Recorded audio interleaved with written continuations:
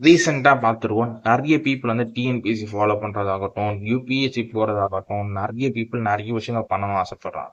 அப்படி அந்த பண்ணணும் ஆசைப்படுறது தப்பு இல்ல. அண்ட் அச்சீவ் பண்ண முடிஞ்சுச்சு அப்படின்னா டெஃபினட்டா கொஸ்டின் மார்க் தான். அப்படி அச்சீவ் பண்ண முடியல அப்படின்னா என்னென்ன இம்பாக்ட்லாம், என்னென்ன விஷயங்கள்லாம் ஃபாலோ பண்ணணும், அண்ட் என்னென்ன விஷயங்கள்னால அவங்க வந்து ட்ராப்ல மாட்டிக்கிறாங்க, என்னென்ன விஷயங்கள்லாம் ஃபாலோ பண்ணா வின் பண்ணிடலாம் அப்படின்ற 3 எலமெண்ட் இருக்கு. அந்த 3 எலமெண்ட்டா சொல்றேன்.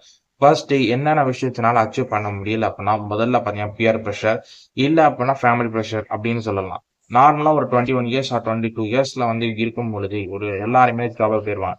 நம்ம ஒரு ஒரு இம்பாக்ட்ட கொண்டு வரணும், நம்ம ஹை ஜாப் போணும் அப்படின்னு நினைச்சீங்க அப்படின்னா, நார்மலா பீப்பிள் வந்து இந்த ஜாபுக்குள்ள போறதாகட்டும், அந்த விஷயம் படிக்கிறதாகட்டும், ஃபுல்லா வந்து அந்த ஃபோக்கஸ்டா இருப்பாங்க. மத்தவங்க எல்லாம் ஜாபுக்கு போயிட்டு இருக்கும்போது, நம்ம படிச்சுட்டு இருக்கோம் அப்படின்னா, இன்னும் ஜாப் எனக்கு கிடைக்கலையே அப்படின்ற மாரி பிரஷர் வரும். அப்படி ஃபேமிலி சைட்ல ஆகட்டும், ஒரு பியர் பிரஷர் ஆகட்டும், எல்லா சைட்லயும் இந்த பிரஷர். அந்த பிரஷர்னால வந்து ரொம்பவே இம்பாக்ட் ஆவாங்க. 2வது விஷயம் ரொம்பவே சொல்லப்போனா அப்படின்னா, கூட இருக்கவங்க சொல்றதுதான். "நீ ஏன் இந்த மாரி பண்ணல? நீ ஏன் இம்பாக்ட் பண்ணல? இது ராங் கரியர சூஸ் பண்ணிட்டியா?" அப்படின்னு 2வது விஷயம், நீங்க வந்து தப்பான கரியர் சூஸ் பண்ணிட்டீங்க எல்லாரும் சொல்றதுனால. 3வது விஷயம், டாப்பர் இல்ல அப்படின்ற மாரி மென்டாலிட்டில இருப்பாங்க. ஃபர்ஸ்ட் ஆஃப் ஆல் டாப்பர் யாரா இருப்பாங்க?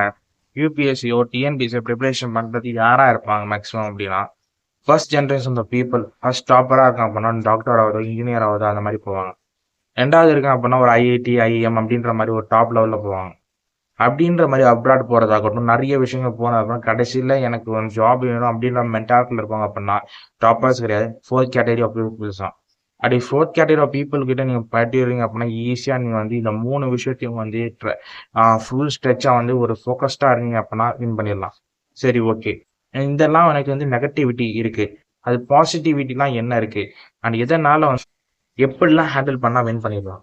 ஃபர்ஸ்ட் அந்த சிலபஸ கம்ப்ளீட்டா கவர்ன் பண்றதாகட்டும், ஒரு இன்ஸ்டிடியூஷன் போகாம நார்மலா ஃபுல் ஸ்ட்ரெச்சா படிச்சீங்க அப்பன்னா ஆட்டோமேட்டிக்கா வின் பண்ணலாம். என்னடா சொல்ற? ஃபுல் ஸ்ட்ரெச்சா படிக்கணுமா? ஃபுல்லா விஷயங்கள் பண்ணணுமா? ஆமா. ஒரு புக்க மட்டும் படிக்காம, புக்கு சம்மந்தமான விஷயங்கள் படிச்சுட்டு, அது எவ்வளோலாம் டெக்னாலஜி வந்து கம்ப்ளீட்டா நம்மளுக்கு யூஸ் பண்ற மாரி வைக்கிறதாகட்டும், நெறைய விஷயங்கள் பண்றதாகட்டும், கம்ப்ளீட்டா ஒரு மிகப்பெரிய இம்பாக்ட்ட கொண்டு வரலாம்.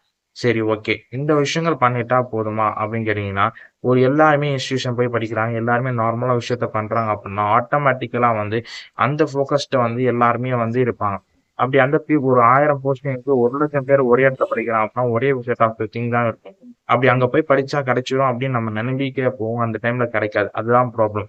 அந்த ப்ராப்ளத்த ஓவர் கம் பண்றதுக்கு மெயினான விஷயம் என்ன அப்படின்னா, ஃபர்ஸ்ட் ஆஃப் ஆல் உங்களுக்கான யூனிக்னெஸ்ஸ கண்டுபிடிக்கணும். அண்ட் ப்ரீவியஸ் எப்படி கொஸ்டின் பேட்டர்ன் பார்க்கணும். அந்த கொஸ்டின் பேட்டர்ன் பார்த்தீங்க அப்படின்னா, ஆட்டோமேட்டிக்கா வின் பண்ணலாம். சரி, ஓகே. இது எப்படி டிஎன்பிஎஸ்சி ட்ராப்ன்னு சொல்றேன் அப்படின்னா, நெறைய பீப்பிள் வந்து ஃபோக்கஸ் பண்றாங்க. பட் அந்த பீப்பிள் யார் தான் ஃபோக்கஸ் பண்றாங்க? டிஎன்பிஎஸ்சி குரூப் 4 ஒரு 10ஆம் லெவல் மார்க் தான். ஒரு 10த்துக்கு ஒரு கிரேட் தான். ஆனா அந்த விஷயத்துக்காக எவ்ளோ பீப்பிள் ஃபோக்கஸ் பண்றாங்க? எவ்ளோ பீப்பிள் வராங்க? பார்த்தீங்கன்னா, ஒரு 18,00,000 20,00,000 பேர்கிட்ட சொல்றாங்க. அந்த அளவுக்கு வந்து பீப்பிள் வந்து ஃபோக்கஸ் பண்றதுக்கும், அந்த அளவுக்கு வரதுக்கும் டிஎன்பிஎஸ்சி குரூப் 4 வந்து வொர்த்தா அப்படின்னு கேட்டீங்கன்னா, டெஃபினட்டா கிடையாது. அப்படி ஒரு பிஹெச்டி பண்ணிட்டு முடிச்ச பிறகு உங்களுக்கு ஜாப் இல்லன்னு சொல்லிட்டு ஒரு 20,000 23,000 சேலரிக்குள்ள போயிரலாம் அப்படின்ற மாரி மென்டாலிட்டி இருக்காங்க. அந்த ப்ராப்ளம் தான் ஒரு ட்ராப் மாரி ஃபார்ம் ஆகுது. அப்படி ட்ராப் மாரி ஃபார்ம் ஆகுற விஷயத்த வந்து எல்லாருமே வந்து ஒரு ஸ்கில் அப்படின்ற ஒரு இல்லாதனால, இன்ஜினியரிங் படிக்கிறாங்க அப்படின்னா, இன்ஜினியரிங்கான ஸ்கில் வந்து அந்த அளவுக்கு இல்லாதனால, கம்ப்ளீட்டா வந்து ஒரு formal of theory of educations வந்து இருக்கு, எனக்கு இருக்கு. அப்படி இந்தியன் சிஸ்டத்துல இருக்கிறதுனால, ஃபுல்லா வந்து தியரி படிச்சேன் அப்படின்னா, ஒரு நார்மலா ஒரு ஒரு விஷயங்களா இருக்கு. எக்ஸாம்ஸ் தானே ஈஸியா இது மட்டும் தான் எழுதியிருக்கேன். இத மட்டும் எதுனா கிளியர் பண்ணிடலாமே. இப்படின்ற மாரி மென்டாலிட்டி வந்து இந்த விஷயத்த ஃபாலோ பண்றதுனால முடிஞ்சிருச்சு.